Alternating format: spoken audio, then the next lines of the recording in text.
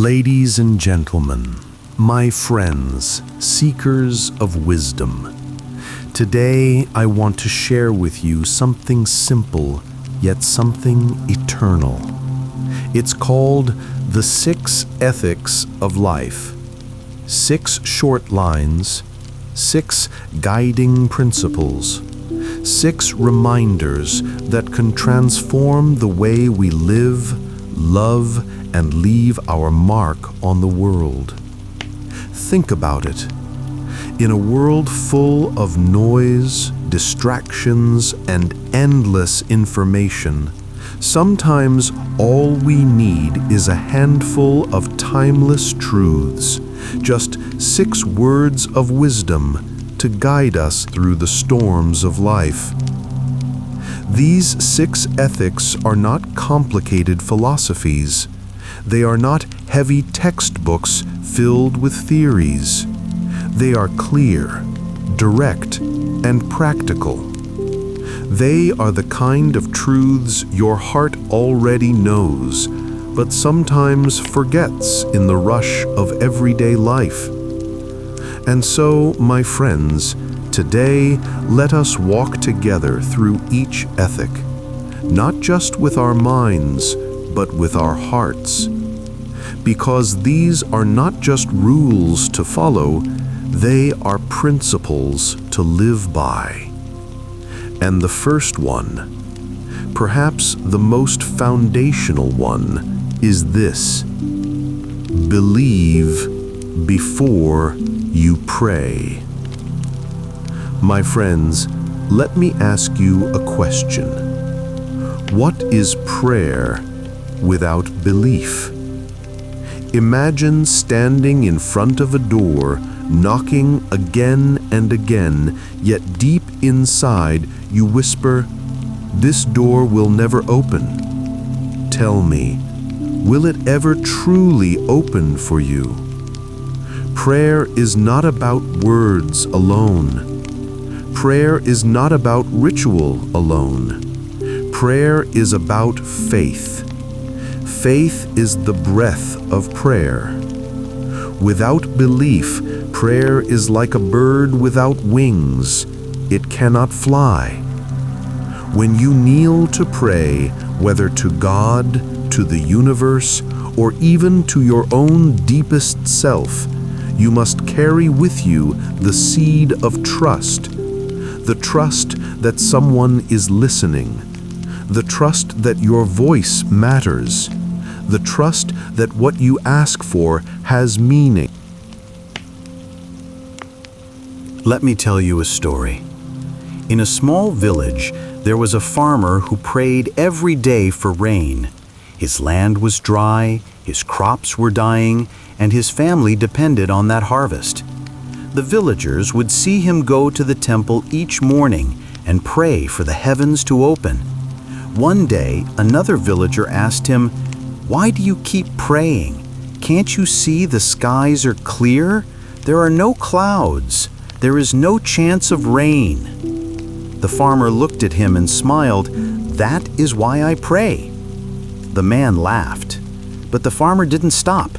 He prayed and prayed, not with doubt, but with belief. He also prepared his land, plowed the fields, and sowed the seeds, because he believed the rain would come. And one day, it did. Heavy rains poured over his fields, and his crops grew abundantly. The same villagers who mocked him came to him and said, "How did you know?" The farmer replied, "I did not know. I believed." That, my friends, is the difference. Prayer alone is words. Prayer with belief is power. Many people pray, but not all believe. Some say the words, but in their hearts they hold doubt. They ask, but they do not expect. They seek, but they do not trust. But when you truly believe, your prayer becomes more than a request. It becomes an act of alignment. You align yourself with possibility, with hope, with the strength of something greater than yourself. So I ask you, when you pray, Do you believe? When you ask for light, do you trust that the sun will rise? When you knock on the door of life, do you expect it to open? Because if you don't, then your words are just echoes in an empty room. So today, let us learn the first ethic of life. Believe before you pray. If you pray for health, believe that healing is possible. If you pray for strength, believe that strength is already within you. If you pray for love, believe that love is waiting to meet you. Faith, my friends, is the foundation. Without it, the journey cannot begin. But with it, even the impossible becomes possible. So when you kneel tonight, when you close your eyes, when you whisper your hopes, don't just pray, believe. Because belief is the bridge between your words and your reality. Second ethic: listen before you speak. The wisdom of silence. My friends, have you ever noticed that we were given 2 ears and 1 mouth? Perhaps it's nature's gentle reminder that we are meant to listen twice as much as we speak. But in today's world, people are quick to respond, quick to argue, quick to prove a point. We live in an age of constant talking, on phones, in meetings, on social media. Everyone wants to be heard, but few want to listen. And yet the second ethic of life calls us back to something we've forgotten. Listen before you speak. Why listening matters. Listening is more than hearing words. Listening is about understanding. Listening is about stepping into another person's world, even if just for a moment. When you truly listen, you don't just hear the sound, you hear the meaning. You don't just catch the words, you catch the feelings. You don't just wait for your turn to speak, you pause long enough to understand. Think of how many misunderstandings, arguments, and broken relationships could be avoided if we only practiced this ethic. Listen before you speak. Let me share with you a short story. A young student once came to his wise teacher, eager to learn. The student talked endlessly, sharing his opinions, his knowledge, his thoughts. He hardly stopped to breathe. The teacher quietly prepared 2 cups of tea. He began pouring tea into the student's cup, but he did not stop when the cup was full. The tea overflowed and spilled everywhere. "Master," the student cried, "why do you keep pouring? The cup is already full." The teacher smiled and said, "Exactly. Your mind is like this cup, already full of your own words, your own opinions. How can I teach you if you do not first empty it, if you do not first listen?" My friends, that is the truth. To grow, we must listen. To learn, we must listen. To connect, we must listen. Ask yourself, do I listen to understand, or do I listen only to reply? When someone speaks, do I hear their heart, or do I only wait for my chance to speak louder? How many times have I hurt someone simply because I didn't stop long enough to hear them out? Listening is an act of love. It shows respect. It heals wounds. Sometimes people don't need advice. Sometimes they don't need solutions. Sometimes all they need is someone to truly listen. The power of listening in leadership and relationships. Great leaders are not just great speakers, they are great listeners. They listen to the voice of their people. They listen to the silent struggles behind the smiles. They listen to the truth, even when it is uncomfortable. This is what creates bonds that last. So, my friends, the second ethic of life is clear. Listen before you speak. Next time you are in a conversation, pause. Hold back your words for just a moment. Look into the eyes of the other person. Hear not only their voice, but their heart. Because when you listen before you speak, you honor not just their words, but their humanity. And then, when you do speak, your words will carry more weight, more wisdom, and more compassion. Remember this: words heal when they are spoken after listening, but words wound when they are spoken before listening. So let us practice this ethic. Let us listen before we speak. Third ethic: hurt before you spend. The weight of every coin. My friends, money is not just paper. It is not just a number on a screen. Every coin carries a story. Every note holds a weight. Behind every dollar, there is sweat, time, and sacrifice. That is why the third ethic of life reminds us: hurt before you spend. At first glance, this may sound strange. Why should spending be linked with hurt? But let's think deeply. The ethic is not telling us to fear money, nor to avoid joy. It is reminding us to value what we have, to recognize the effort behind every penny, and to spend with mindfulness. The pain behind earning. Before you spend, remember the pain it took to earn. Think of the father who wakes up at dawn to labor under the hot sun. Think of the mother who works long hours, saving each coin for her children's education. Think of the young man or woman working 2 jobs, sacrificing sleep just to keep food on the table. Every drop of sweat, every tired bone, every long night, it all hides behind that paycheck. So when we spend thoughtlessly, when we waste, when we let money slip through our fingers without thought, we dishonor the effort that earned it. Let me share with you a story. A young boy asked his father for some money to buy a toy. The father agreed, but gave him a challenge. If you want this toy, earn half the money yourself. The boy was surprised. He thought his father was being unfair, but he agreed. He began working, running errands, helping neighbors, and saving every small coin. It took him weeks. Finally, he earned enough.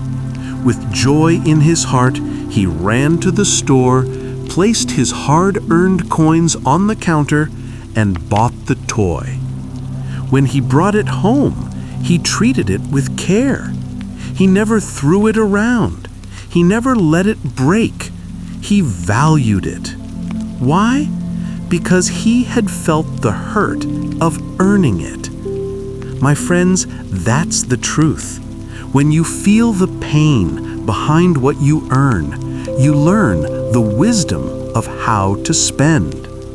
Now ask yourself, do I spend without thought, chasing pleasure without purpose? Do I honor the sacrifices that money represents? When I spend, do I think of what it cost, time, energy, life itself? Hurt before you spend is not about suffering. It is about awareness. It is about pausing before you purchase, asking yourself, do I really need this? Is this the best use of what I earned? Will this bring lasting value or just a moment's thrill? The greatest joy is not in spending more, but in spending wisely. Spend on education, it multiplies. Spend on health, it saves lives. Spend on helping others, it returns as blessings. Spend on experiences and memories, they last longer than things. But before you spend, feel the hurt, the effort, the sacrifice, the journey.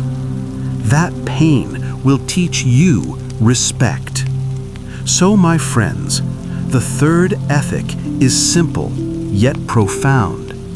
Hurt before you spend. Before you swipe that card, before you hand over that cash, pause. Remember the hours of your life it represents. Ask yourself, is this worth it? Is this the best use of what I earned? Will this bring lasting value or just a moment's thrill?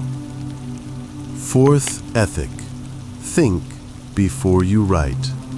The power of words. My friends, words are powerful. They are invisible seeds. Once written, they grow roots. Once shared, they travel further than we can imagine. That is why the fourth ethic of life warns us: think before you write. You see, words can heal, or words can wound. Words can build bridges, or words can burn them down.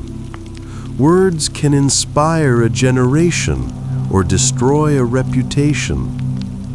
And once written, words cannot be erased from memory. They remain etched in hearts, in minds, in records, in history.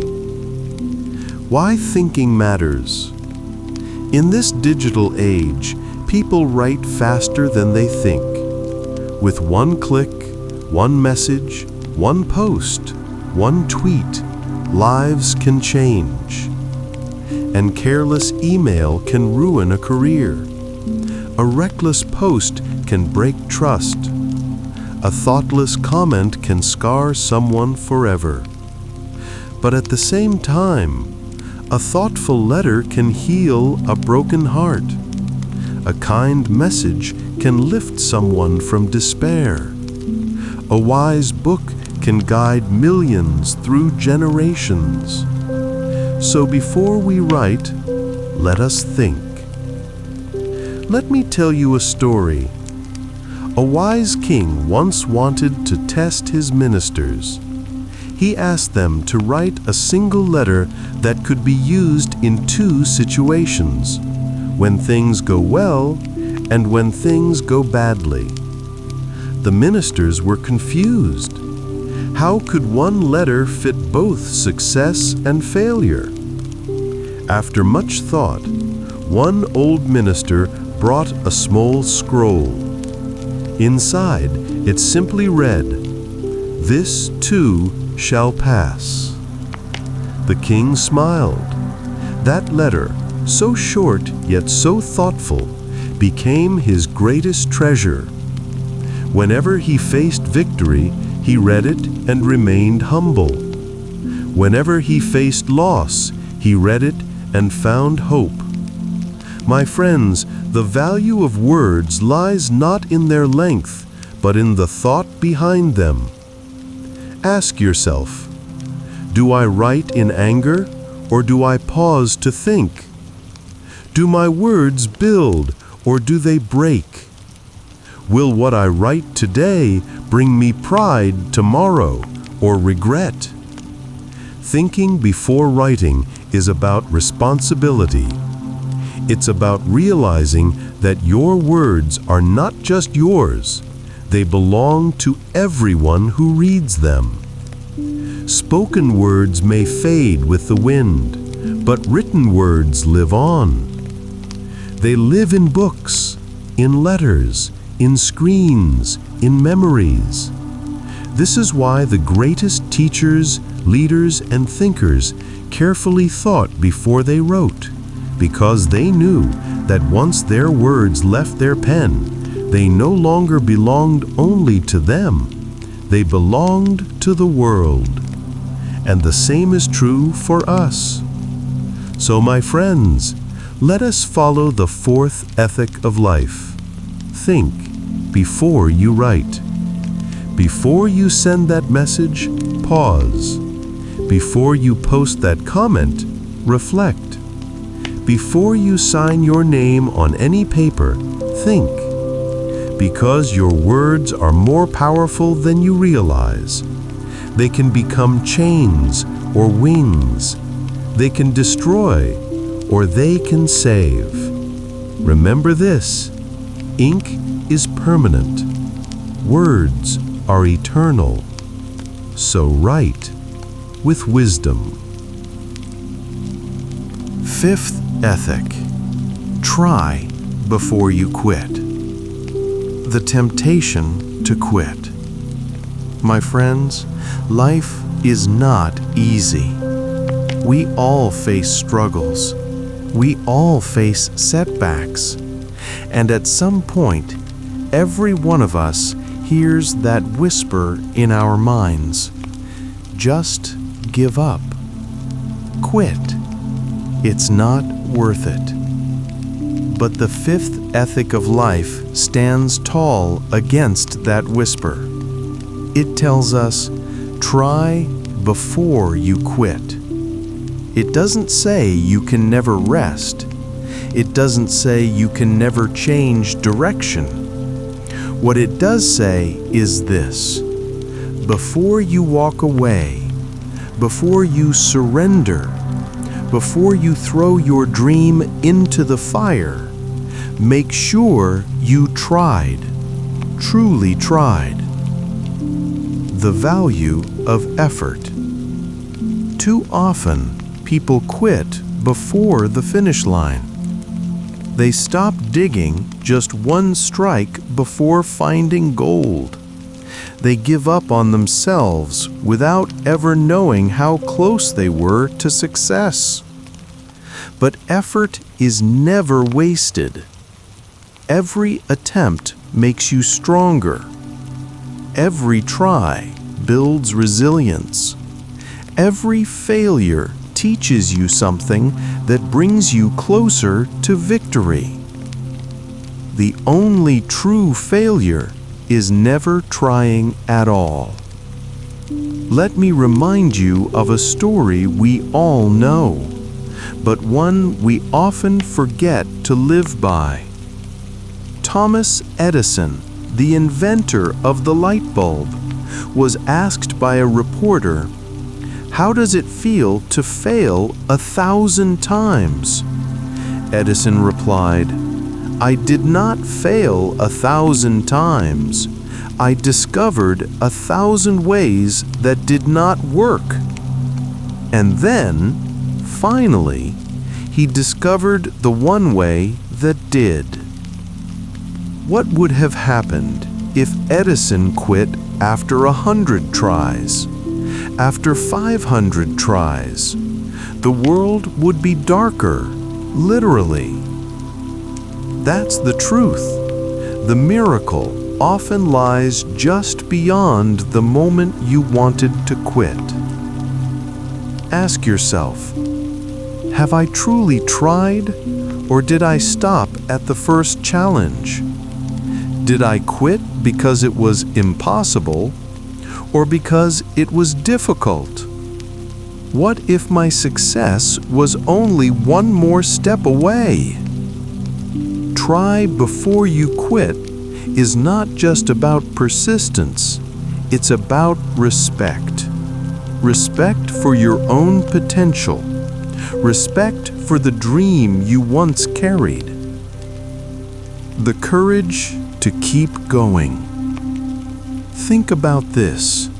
Every champion, every leader, every inventor, every artist we admire, they all share one thing in common. Not that they never failed, but that they never quit without giving it everything they had. Michael Jordan once said, "I've missed more than 9,000 shots in my career.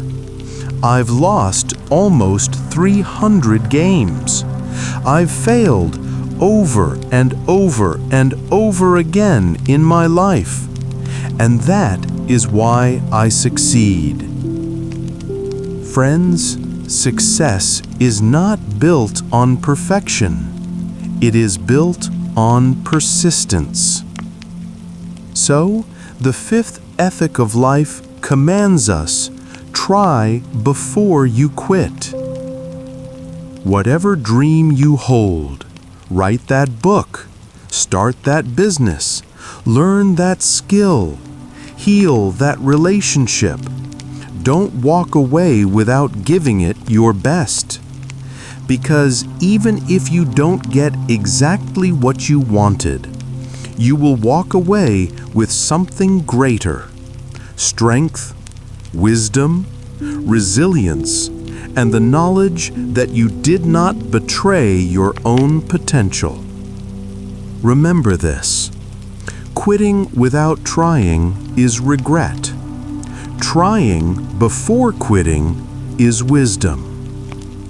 So, my friends, when the temptation comes, when the road gets hard, when your heart says quit, answer back, "Not yet. Let me try first." Sixth ethic: live before you die. The urgency of life. My friends, there is one truth we all share. No matter where we come from, no matter our age, no matter our dreams, one day we will die. But here is the greater truth: not all of us will live before we die. That is why the sixth ethic of life reminds us, live before you die. What does it mean to truly live? To live is not just to exist. It is not just to breathe, eat, work, and sleep. Living is more than survival. Living is about meaning. Living is about connection. Living is about leaving behind footprints that outlast your time on earth. To live is to laugh without holding back, to love without fear, to chase dreams even if you stumble, to forgive before it's too late, to see beauty in ordinary days, to be present in the moment. Let me tell you a story. A man lay in his hospital bed, nearing the end of his life. His family gathered around him, and one of his children asked, "Father, are you afraid of dying?"